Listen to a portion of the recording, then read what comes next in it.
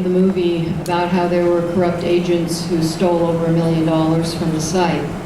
What it doesn't explain is that these two agents had high-level admin access to the site. They were computer experts, and they had basically the keys to the kingdom. They could do anything they wanted on that site, pretty much. They had passwords, they could change PIN numbers, they could commandeer accounts and actually act as DPR and other aliases. They could change and manipulate, edit chats, posts on the forum and the marketplace. They had access to bank accounts, keys, and this evidence was used at trial, but they had access to change and had every motive to change to distract from what they were doing. Even now, we don't know the full extent of this corruption. Our lawyers say we know the tip of the iceberg. There's a lot of undisclosed information that the government apparently is not interested in revealing. There were numerous encrypted emails by these agents. They remain encrypted. Just recently, Sean Bridges, it came out that he had also stolen an additional $700,000.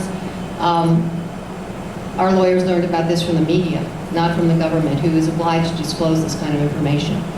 So there's, in my opinion, a whole lot more to what happened that we do not know yet and may never know about what was tampered with and what happened on that site. And Lyn, it's true, correct, that the lead investigators in this case are now in jail for fraud and corruption, correct? Right, for basically their massive corruption scheme. They are in prison serving 7 and 6 years. However, Ross, who's nonviolent, peaceful libertarian, who had no priors and no charges of anything violent at all, was given double life without parole plus 40 years. As Andy Greenberg, he asked, he said, has anyone ever been more harshly sentenced or punished for something they did with a computer? His weapon, according to them, was a keyboard. Not an automatic weapon, not a bomb, not a knife, nothing violent. No victims came forward to say that Ross had harmed them in any way or were named. I feel, and I hadn't said this before because I thought it might be hyperbolic to say that Ross is a political prisoner, but since then, the other sentencing of other people involved in Silk Road has made me come to believe it is. The biggest drug dealer on Silk Road, he was convicted of selling mountains of drugs, he got 10 years. The biggest cocaine and heroin seller on Silk Road got 5 years. A top admin during the height of Silk Road got 17 months time served. The agents got 7 and 6 years respectively, and just recently the guy who was running Silk Road 2 got 8 years, and Ross got double life without parole.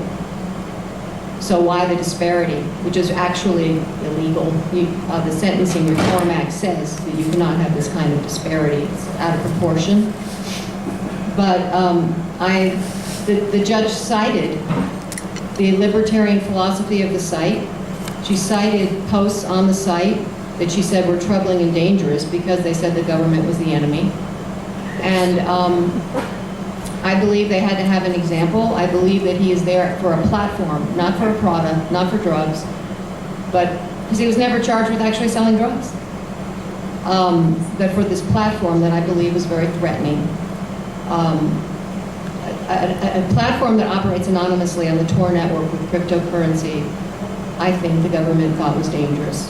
And they needed an example, and they got their example. So, of course, the movie doesn't go that far. It ends with the trial. But the travesty of justice continues.